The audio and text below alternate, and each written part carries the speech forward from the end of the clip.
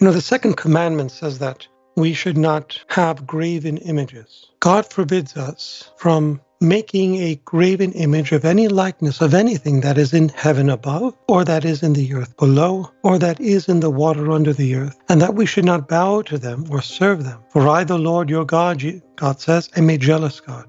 Okay, so this is part of the second commandment. It's an extension thereof, we're not taking the Lord's name in vain. And some people criticize Catholics for having images. Now, the word graven image was used by God in the Old Testament to condemn idolatry. Okay, the context matters, right? We must understand the context in order to understand the commandment. Another commandment that people will easily criticize is thou shalt not kill, and then condemn the Catholic Church for Joan of Arc, in God's name waging war and killing. Or David in the Old Testament, in God's name at God's divine command killing.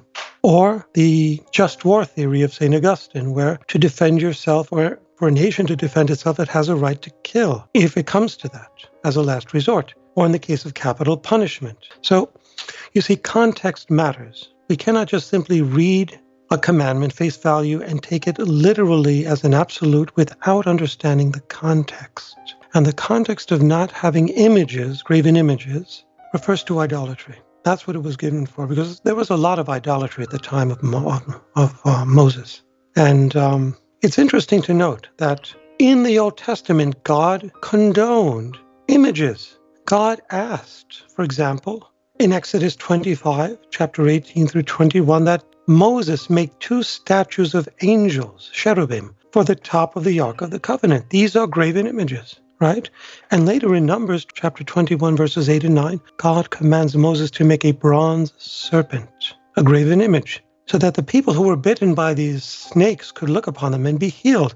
And that represented Christ. And Christ makes reference to that in John's Gospel, compares it to himself in John chapter 3, verse 14. And also we find in 1 Kings chapter 6, verse 23 through 28, that in the inner sanctuary of the temple, there were 2 statues of angels, graven images. And Solomon had 2 large statues of angels there as well, and decorated the temple with carved images of palm trees, flowers, angels, etc.